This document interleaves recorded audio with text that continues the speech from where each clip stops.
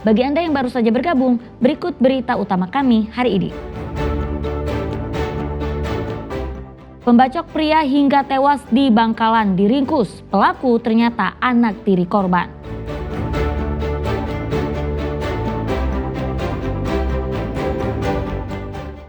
Empat pengedar narkoba dibekuk, 84 kg sabu-sabu dan 40.000 ekstasi disita polisi. Ribuan warga di Lamongan meriahkan kirap sedekah bumi dalam rangka mensyukuri hasil panen.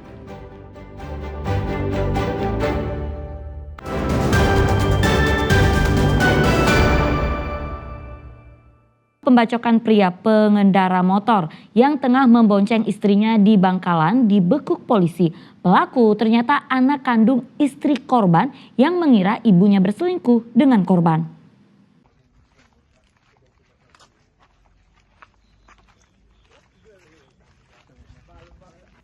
Satu dari dua pelaku pengeroyokan dan pembacokan seorang pemotor di Bangkalan dibekuk di rumahnya, Desa Kokop, Bangkalan. Pelaku berinisial KR berusia 18 tahun diringkus polisi tanpa perlawanan. Sementara seorang tersangka lain berinisial R 15 tahun masih diburu polisi. Tersangka KR terbukti membacok Muhyi 41 tahun hingga terluka parah dan akhirnya tewas saat dilarikan ke rumah sakit. Berdasarkan penyelidikan polisi, peristiwa ini dilatar belakangi salah paham. Istri korban ternyata adalah ibu kandung kedua pelaku.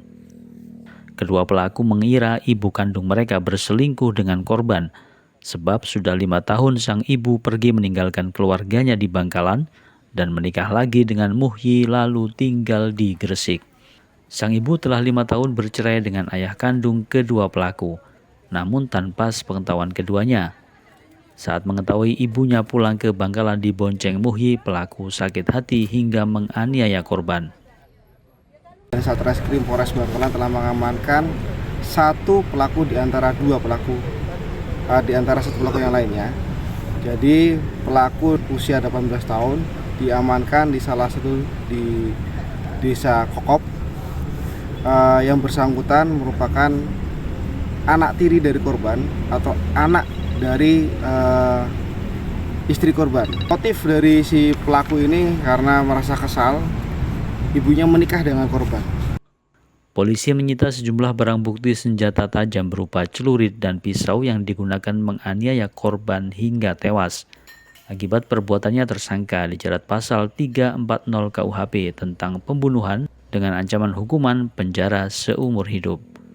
Nia Karunia dan Sri Rama melaporkan dari Bangkalan. Yang 4 tersangka dalam satu jaringan peredaran narkoba antar pulau dibekuk aparat Polrestabes Surabaya. Polisi menyita 84 kg lebih sabu-sabu serta 40.000 butir pil ekstasi.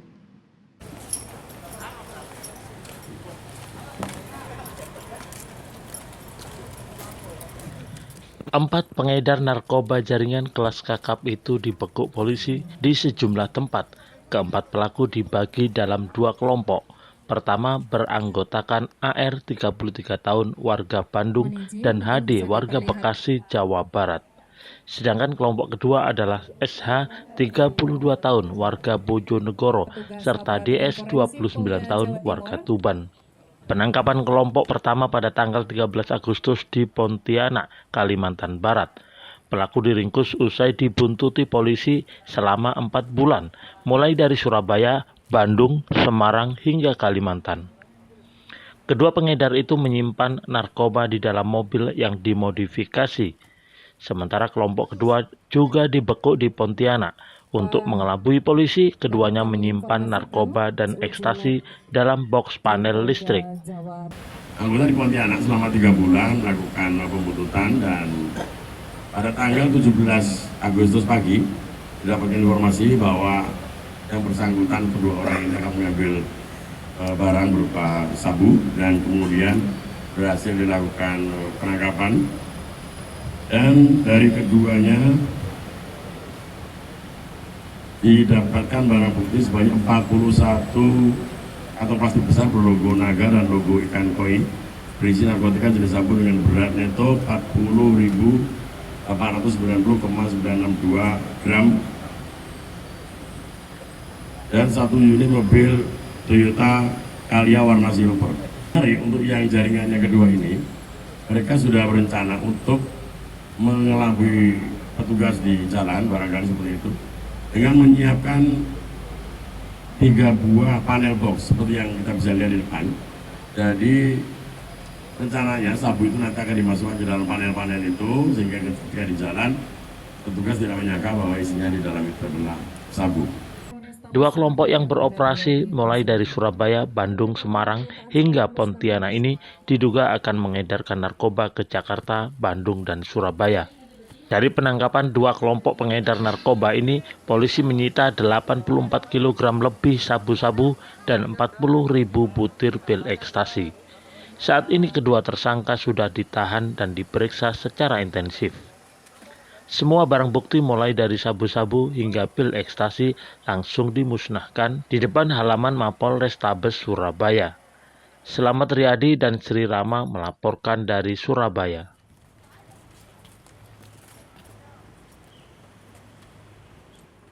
Ya, pasca dibakar pendemo anarkistis 30 Agustus 2025, Gedung Negara Gerahadi yang rusak akan segera direkonstruksi.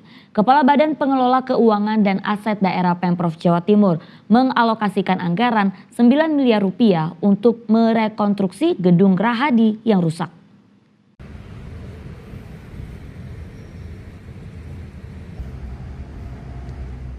Gedung sisi barat Gerahadi pasca dibakar massa demo anarkistis hingga kini masih belum diperbaiki. Namun demikian, Pemprov Jawa Timur menyatakan akan segera memperbaiki dan merekonstruksi bangunan aset negara yang juga cagar budaya ini. Berdasarkan penghitungan nilai kerugian yang dilakukan Dinas PU Cipta Karya, Kepala Badan Pengelola Keuangan dan Aset Daerah Pemprov Jawa Timur, Sigit Panuntun mengatakan, rekonstruksi Gedung Cagar Budaya Gerahadi akan melibatkan tim ahli cagar budaya dan diperkirakan akan menelan anggaran 9 miliar rupiah. Anggaran tersebut nantinya akan ditanggung oleh pemerintah pusat. Berapa Pak aset Pak yang dari perkiraan totalitas kerugian? Untuk Kalau provinsi yang, aja Pak? Kalau yang di sekitarnya kemarin itu oleh BPBD itu ada sekitar, kalau ini kan bangunan ini sekitar 9 ya, 9 miliar yang kemudian diusulkan di pemerintah pusat untuk kemudian melakukan perbaikan konstruksinya. Jadi pemerintah pusat itu membuka ruang untuk kemudian membangun kembali gedung yang ini kan heritage ya, jadi pemerintah pusat turun tangan terhadap kerusakannya. Pak itu nanti sharing Pak proses pembangunannya, pendanaannya Pak. Saya kira pemerintah pusat handle Semua. Karena heritage tadi itu. 30 Agustus 2025, Gedung Negara Gerahadi sisi barat yang merupakan ruang menerima tamu Wakil Gubernur Jawa Timur, Emil Elistianto Dardak, dibakar massa saat demo anarkistis. Akibatnya bangunan bersejarah tersebut luluh lantak. Wahyu Pratama dan Sri Rama melaporkan dari Surabaya.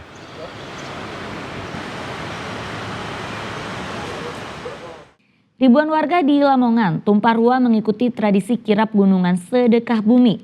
Tradisi digelar sebagai bentuk syukur atas hasil panen yang melimpah. Usai dikirap, belasan gunungan raksasa kemudian diperebutkan warga. Seperti apa keseruan tradisi sedekah bumi ini? Berikut liputannya.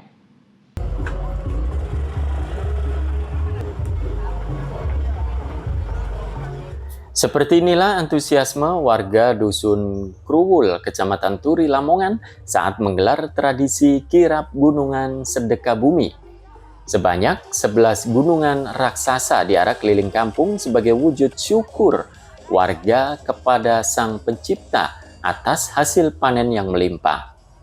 Usai diarak keliling kampung dengan diiringi penari, belasan gunung sedekah bumi yang berisi sayur dan buah-buahan ini pun menjadi rebutan warga, mulai dari anak-anak hingga orang dewasa.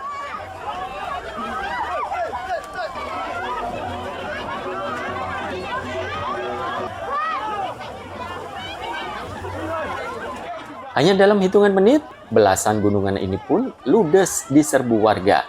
Warga yang mendapat sayur dan buah-buahan mengatakan senang. Sayur dan buah yang didapat akan dibawa pulang dan dinikmati bersama anggota keluarga. Ini rebutan apa? Rebutan ini. Hasil bumi. Ya. Dapat apa aja ya? Dapat banyak. Nanti buat apa ini? Masak. Ini tiap tahun ya kayak gini? Iya. Apa aja itu? Oh, ini sayur mayur, buah, kol pendem, semuanya. Nanti buat apa ini? Buat dimasak. Sama keluarga ya? Buat makannya? teman-teman keluarga ya. Ini tiap tahun kayak gini ya? Ya, tiap tahun. Meriah nggak tadi? Alhamdulillah sangat meriah. Tradisi mengarak gunungan hasil bumi yang dilakukan warga desa Sukoanyar ini merupakan wujud syukur dari para petani atas hasil usaha yang didapatkan selama 1 tahun. Acara hari ini insya Allah termasuk sukses. Yang datang itu 9 gunungan untuk Dusun Growol, ditambah Dusun Ngudi 2 gunungan, jadi totalnya 11 gunungan. Intinya wujud syukur dari para petani, para pedagang yang mana hasil panen melimpah. Soalnya panen hari ini melimpah, Pak. Saya akui semua merasakan nikmat dari Allah, makanya diadakan sedekah bumi gunungan wujud syukur dari Allah Subhanahu wa taala. Selain sebagai wujud syukur kepada Sang Pencipta atas hasil panen yang melimpah, acara tradisi kirap gunungan ini diharapkan juga dapat memperkuat nilai-nilai persatuan dan kesatuan bangsa serta melestarikan budaya daerah. Sapari Ranu Wijaya dan Sri Rama melaporkan dari Lamongan.